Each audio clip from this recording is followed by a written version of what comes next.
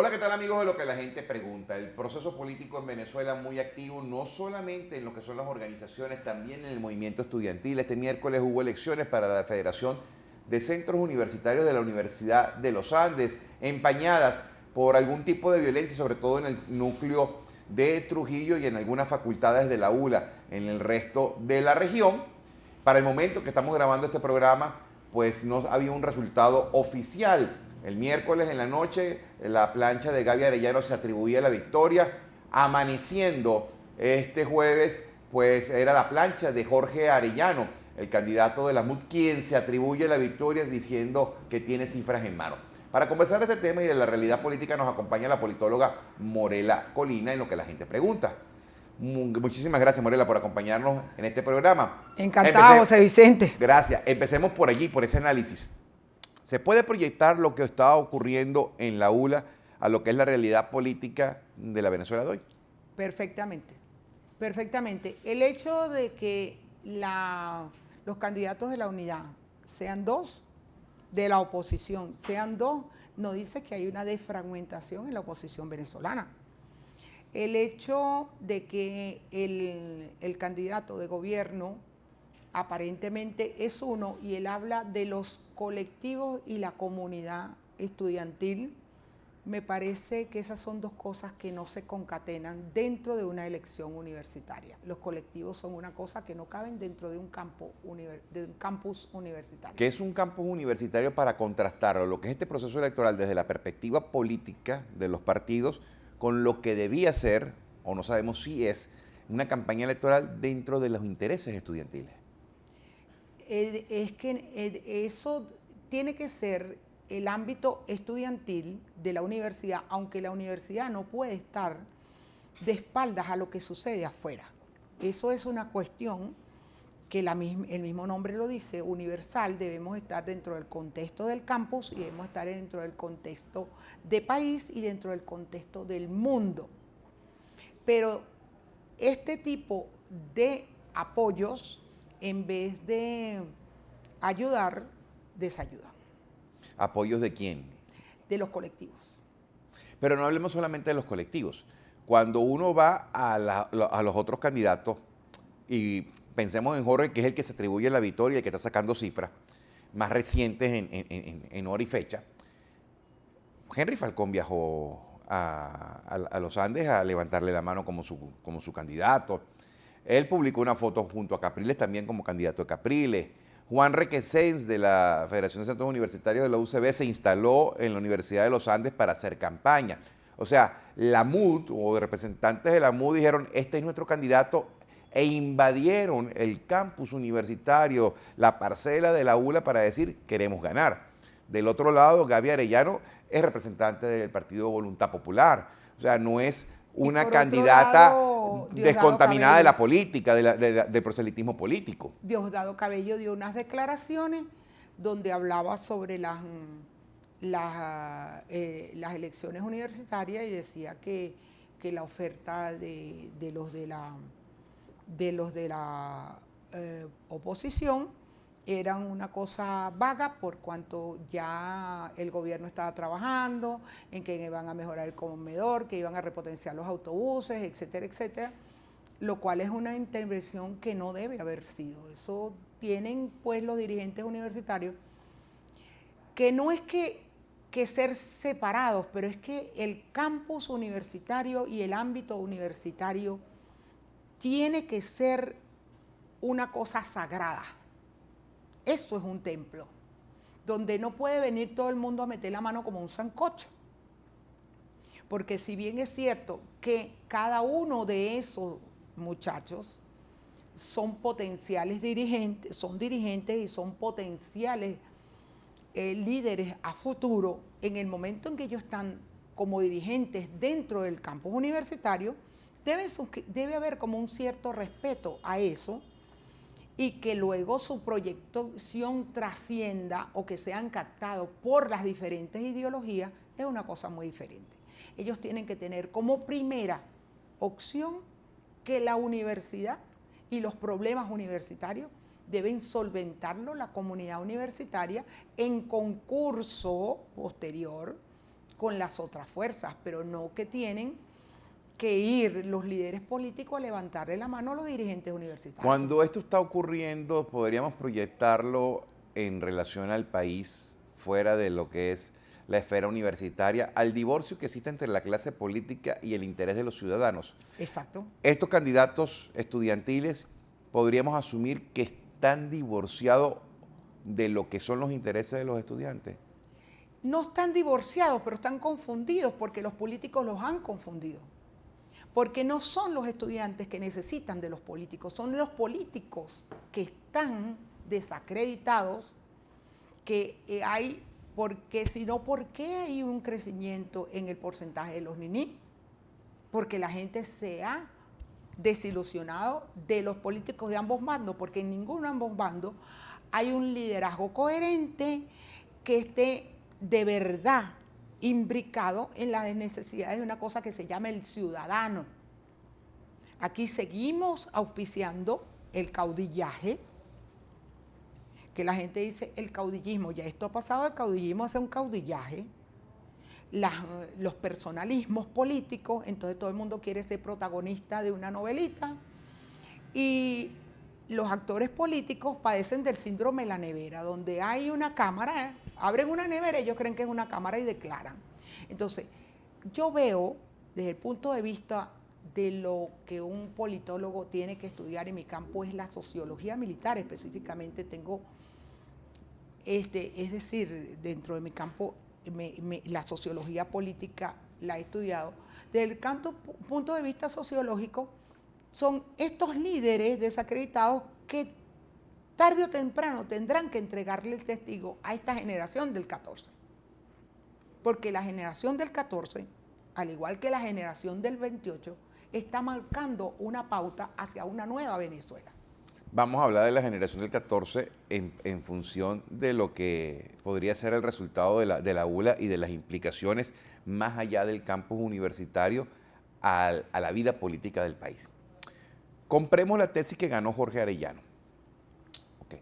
¿Qué significa la fuerza de Jorge Arellano y qué significaría la debilidad de Gaby Arellano? ¿En qué sentido?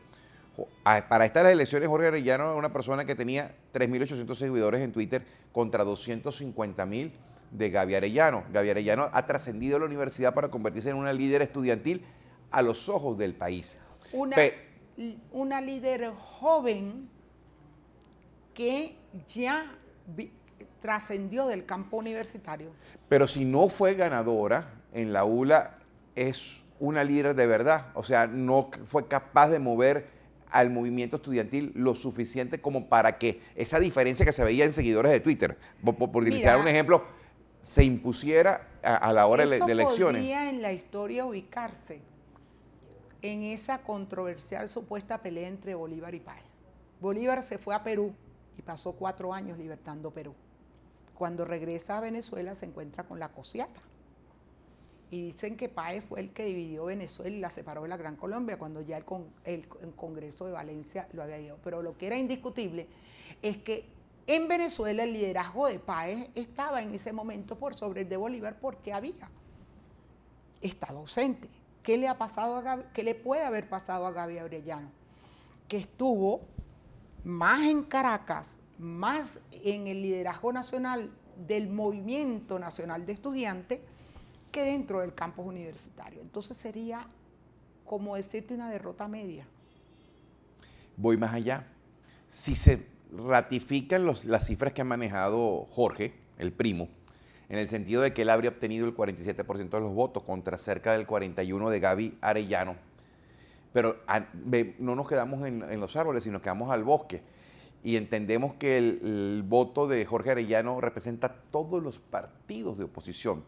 Solo contra Voluntad Popular, ¿es una derrota de Arellano o Voluntad Popular empieza a demostrar que como unidad es el partido más fuerte de la MUT?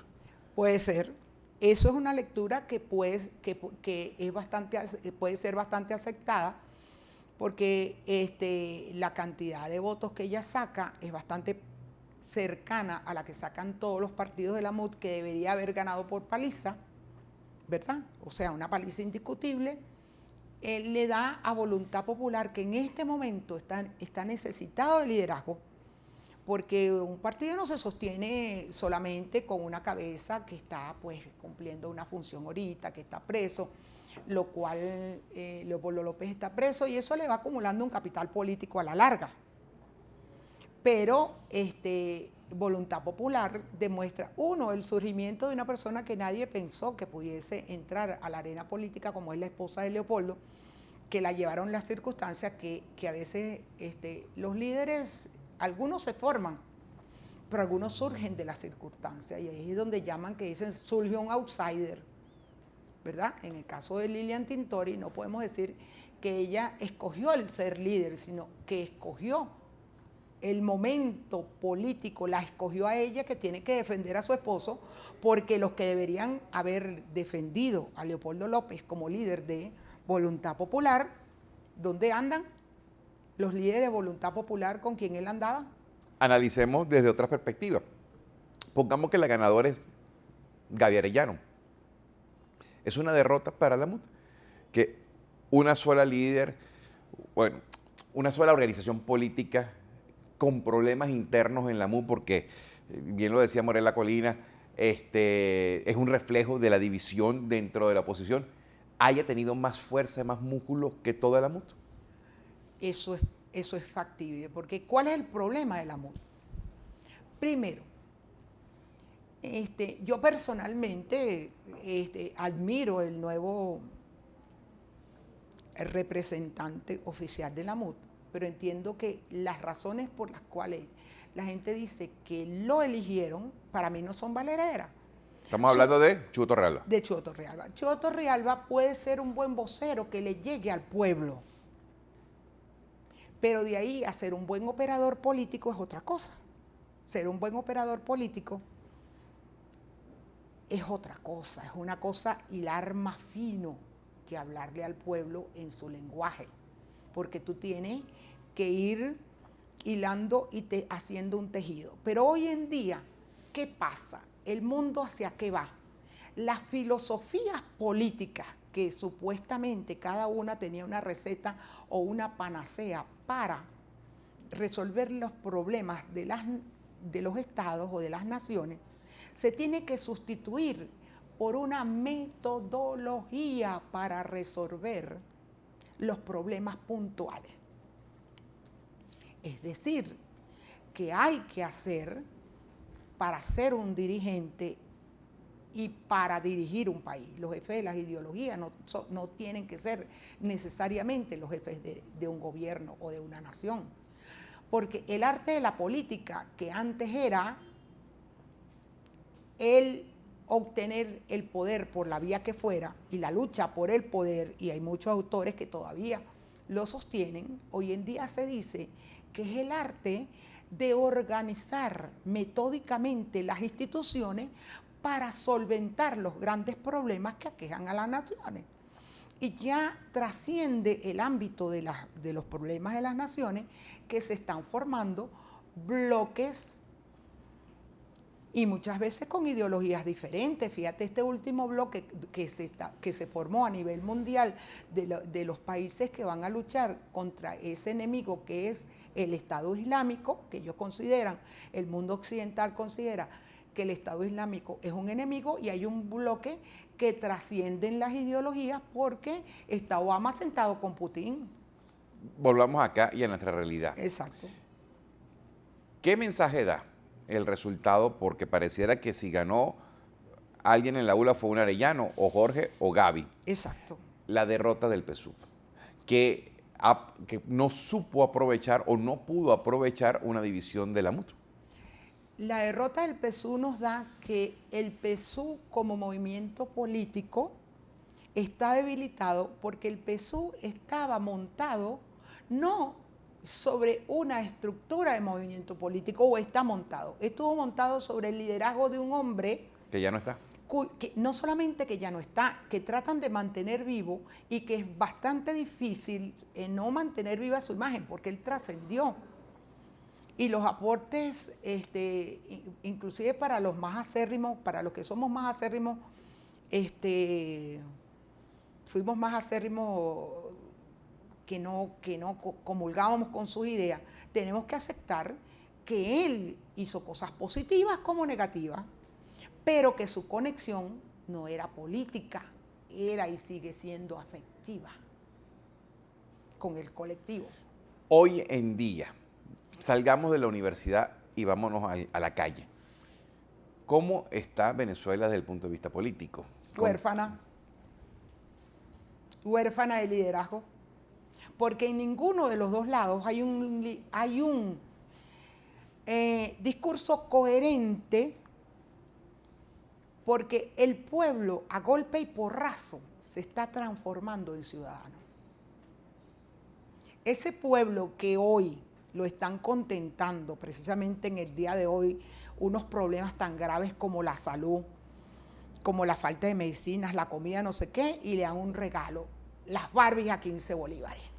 Es una falta de respeto para la conciencia de un ciudadano que esté consciente de la crisis que lleva el país. Crisis política, crisis económica, crisis institucional. Pero hay quien come con la Barbie. Hay quien hasta diciembre, hoy amanecieron la gente, qué maravilla, todos mis niños van a tener Barbie. Mis hijos tienen Barbie, pero no tienen un antipirético para quitarle una fiebre que puede generar en una... Y eso realmente mortifica a la gran masa.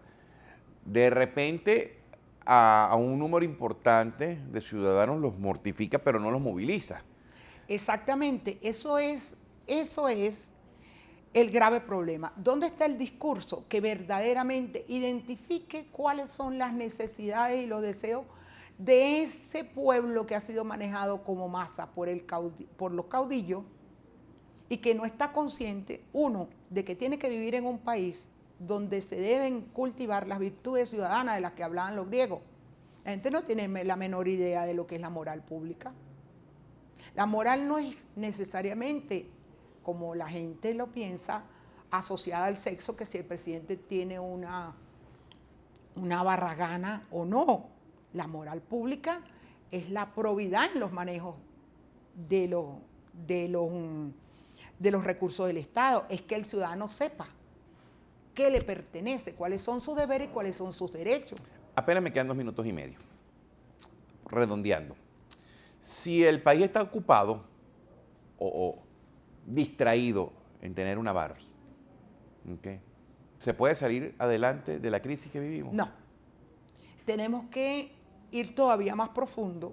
Las proyecciones hacia el primer semestre del año que viene en materia económica, y lógicamente eso incide en materia social, y en materia social son bastante oscuras.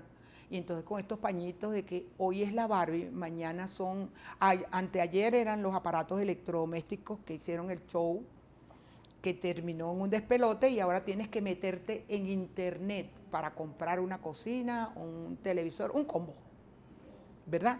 Esos son paños calientes en una sociedad.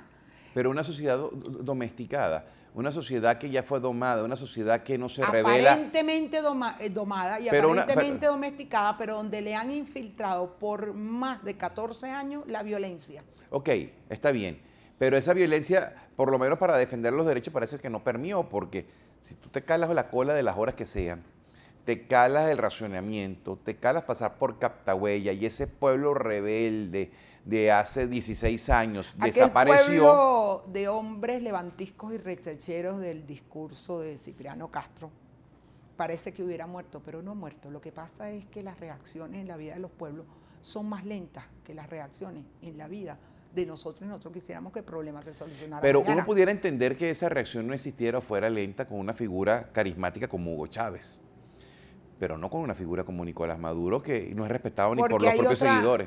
Hay una variable interviniente que, además de interviniente, pasa a ser mucho más grave: el miedo. Aquí se ha usado el hambre y el miedo, que es un método cubano, para mantener quieta a la población. ¿Y qué será más fuerte, el hambre y el miedo o el cansancio?